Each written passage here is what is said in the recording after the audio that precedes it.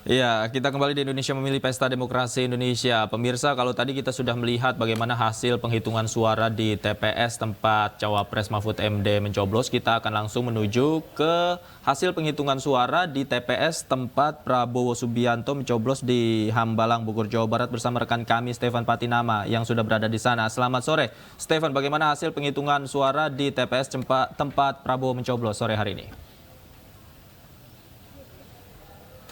Ya baik, selamat sore Davi dan juga pemirsa. Untuk proses penghitungan suara di TPS 033 tempat calon presiden nomor 2 Prabowo Subianto melakukan pemungutan suaranya pada pagi tadi telah selesai dilakukan sekitar 10 menit yang lalu. Proses penghitungan dilakukan oleh petugas KPPS yang disaksikan oleh saksi-saksi dari ketiga pasangan calon yang turut ikut memantau proses penghitungan surat suara.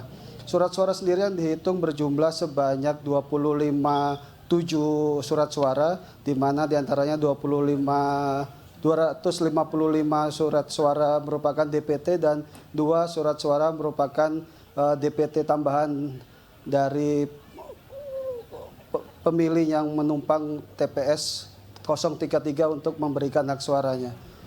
Untuk proses penghitungan sendiri tadi seperti diketahui pasangan calon presiden dan wakil presiden nomor 2 Prabowo Subianto dan juga Gibran Rakabuming Raka unggul suaranya dibandingkan dari 2 pasangan calon lainnya yaitu Anies Baswedan, Muhaimin Iskandar dan juga Ganjar Pranowo dan juga Mahfud MD.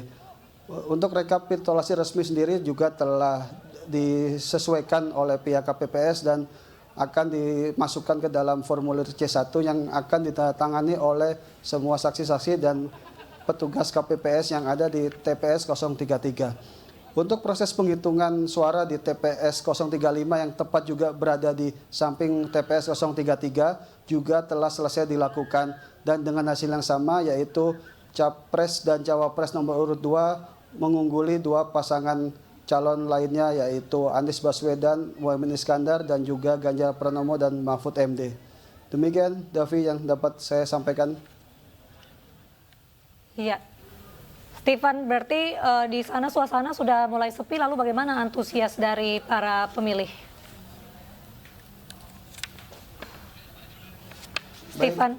Mirfa, untuk suasana sendiri saat ini sudah tidak terlihat para warga ataupun pemilik suara ya, karena mereka telah melakukan proses pemilihannya terakhir pada pukul 13.00 tadi. Untuk antusias sendiri dilihat dari pagi masyarakat di sekitaran wilayah TPS yaitu Desa Bojongkoneng, Kecamatan Babakan Madang sangat tinggi dengan terpenuhinya seluruh DPT yang mendatangi TPS untuk memberikan hak suara mereka kepada pemilihan calon presiden dan juga calon wakil presiden beserta pemilihan DPR RI, DPRD Provinsi, DPRD Kota Kabupaten dan juga DPD RI. Begitu Mirfa.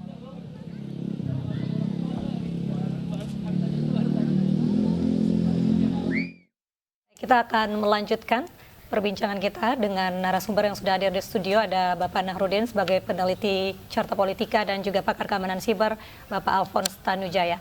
Pak Alphonse, kalau tadi sempat kita berbincang juga mengenai serangan siber, bagaimana jika data KPU nantinya akan terkena serangan siber, apakah seharusnya KPU sudah punya pencegahan?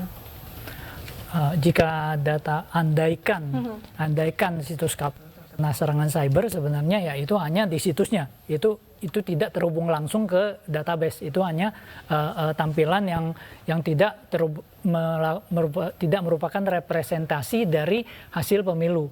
Jadi kita tidak harapkan itu, karena jika itu terjadi tentu akan mencoreng muka KPU dan sebagai badan publik yang harusnya dengan di backup oleh banyak institusi dan dana oleh pemerintah harusnya bisa mempersiapkan diri dengan baik. Jika itu terjadi ya mungkin akan terjadi keraguan masyarakat atau sedikit kekacauan, tetapi sebenarnya fakta bahwa hasil pemilu itu ya tidak bisa diubah. Itu saja yang harus dipegang, bahwa faktanya memang hasilnya tidak bisa diubah. Ya, yang Walaupun hasil ada coblosan serangan itu siber nggak bisa diubah.